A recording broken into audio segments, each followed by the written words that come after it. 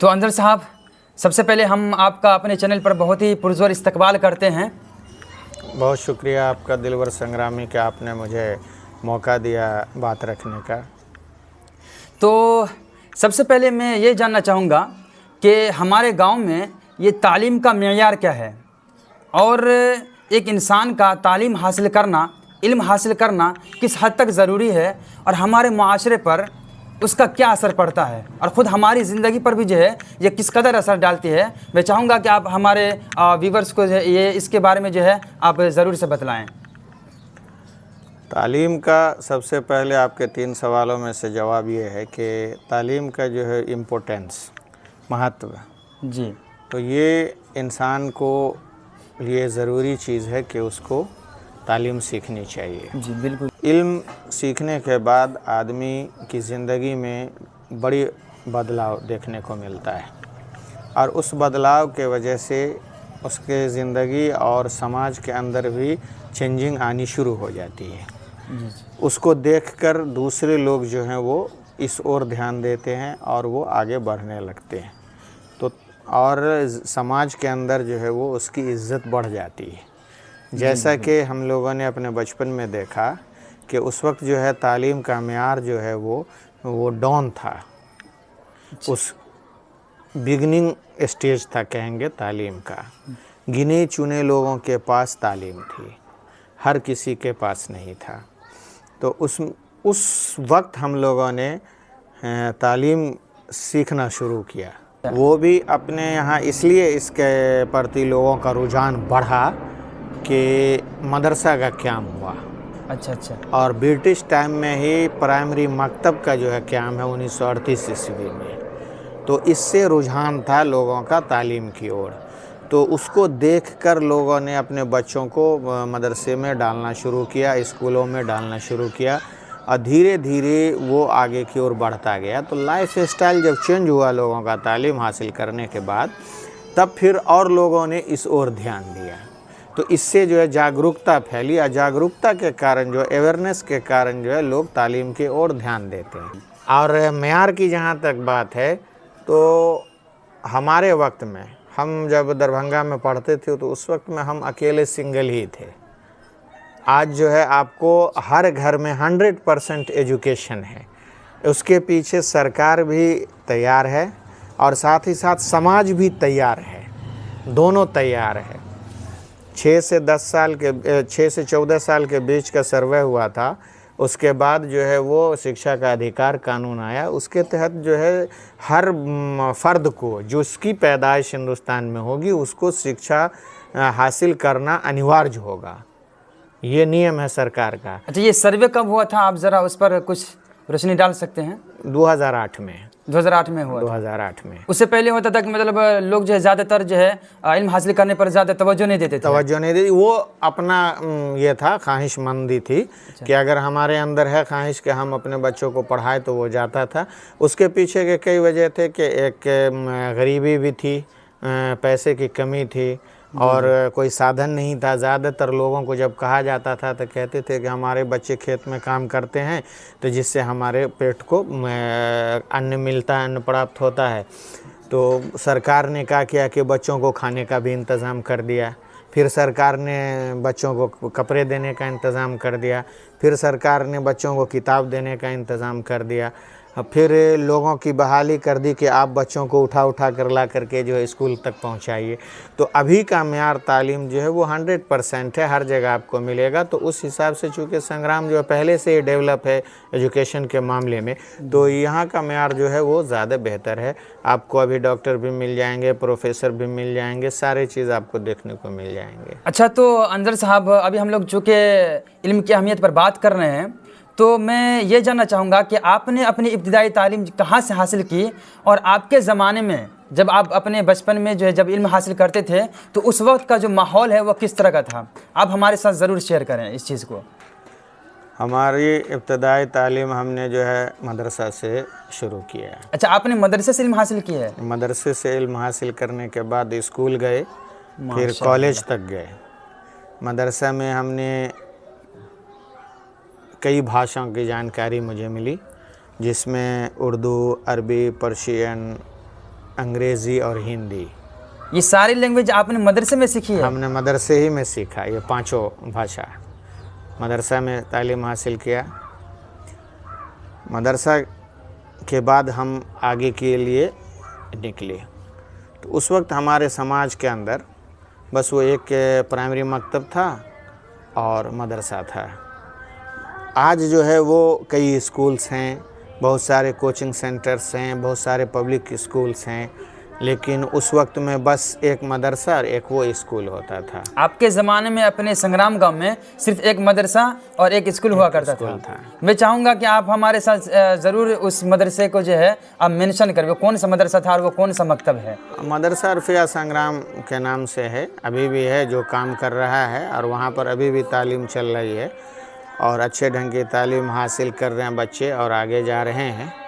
और उसी के बगल में जो है प्राथमिक मकतब संग्राम है, जो ब्रिटिश के टाइम से ही है, तो वहाँ भी तालीम हासिल करने का मौका हम लोगों को मिला। वहाँ जो स्कूल में टीचर आते थे उससे हिसाब वगैरह पढ़ने हम लोग जाया करते थे। मदरसा ही का क्लास वहाँ भी लगता था और जो लोग उसमें जाते थे तो वो भी रहते थे।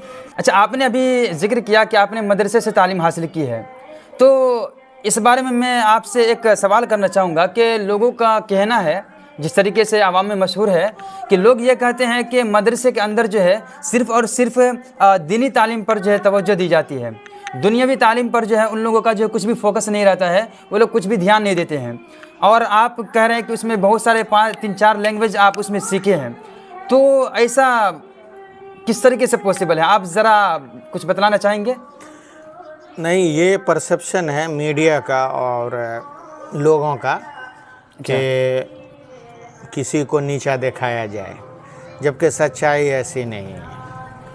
मदरसा के अंदर ईमानदारी, शिष्टाचार, तहज़ीब, अदब, ज़बान, ये सारी चीज़ पर फोकस होता है। साइंस टेक्नोलॉजी की भी बात होती है। साइंस भी कहता है आपको कि बैठकर पानी पिए और 3 सांस में पानी पिए, ताकि हार्ट पर उसका असर नहीं पड़ेगा। जी, हमने तो मदरसा में ही सीखा है कि बैठकर 3 सांस में पानी पीना चाहिए। तो माशाल्लाह दोस्तों, आप लोग देख सकते हैं कि जिस चीज़ को हमारे पैगंबर हज़रत मोहम्मद सल्लल्लाहु ताला अलैहि वसल्लम ने आज से 1400 साल पहले ही जिस चीज़ के बारे में बतला दिया है, आज साइंस उसी चीज़ को साबित कर रही है और उसका क्रेडिट वो लोग अपने नाम ले रहे हैं। हालांकि इस चीज़ का जिक्र आज से 1400 साल पहले ही कर दिया गया था। अच्छा, आपको लगता है कि गरीबी और सहूलियत की कमी की वजह से बच्चे या उनके वालिदैन को कुछ इल्म हासिल करने में परेशानी हो सकती है? बिल्कुल होती है, बिल्कुल होती है। सहूलियत अगर नहीं होगी जी, तो फिर कैसे लोग पहुंचेगा एजुकेशनल इंस्टीट्यूट में। पहले और अभी में कितनी चेंजिंग आ गई हैं। हर पंचायत में एक हाई स्कूल हो गया है। पहले जो है कई पंचायत, 10 पंचायत का एक ही हाई स्कूल था, Kharwa high school, Laldas high school. कई पंचायत के लोग वहाँ जाते थे। उससे पहले लोग तमोरिया में जाते थे पढ़ने के लिए। तो यहाँ संग्राम से ट्रेवल करके? जी, अच्छा, तमोरिया में जाकर हाई स्कूल किया है लोगों ने। दोस्तों देख सकते हैं कि पहले के लोग जो है कितनी ज़्यादा उन लोगों को मशक्क़त और परेशानी उठानी पड़ती थी इल्म को हासिल करने के लिए, लेकिन आज के इस तरक्की याफ्ता दौर में इतनी ज़्यादा सहूलियत हो गई है और इतनी ज़्यादा आसानियाँ पैदा कर दी गई है लोगों के लिए, बच्चों के लिए, उनके वालिदैन के लिए। आज के इस तरक्की याफ्ता दौर में भी अगर कोई बहाना बनाता है तो जाहिर है ये सरासर झूठ पर डिपेंड करता है। ये सरासर जो है वो झूठ बोल रहे हैं, क्योंकि आजकल इतनी ज़्यादा आसानियाँ पैदा हो गई है कि आपकी सोच से परे है। आपको संग्राम में पॉलिटेक्निकल कॉलेज भी है, तो इब्तदाई से लेकर के हायर एजुकेशन का भी इंस्टीट्यूट है। तो फिर भी अगर कोई आदमी ये कहे कि हमको जो है इंस्टीट्यूट नहीं मिलता है, हो सकता है कि पैसे की दिक्कत हो, ये मैं मान सकता हूँ जी, लेकिन इदारा का और कम्युनिकेशन का जहाँ तक मामला है, इसमें जो है वो बोलना ये गलत बात है। हायर एजुकेशन के लिए पैसे हो सकते हैं कि कुछ टॉर्चर करे, लेकिन बाकी मामले में जो है वो पूरी तरह से अभी आपका समाज जो है वो फुलफ़िल है, उसको किसी चीज़ की कमी नहीं है।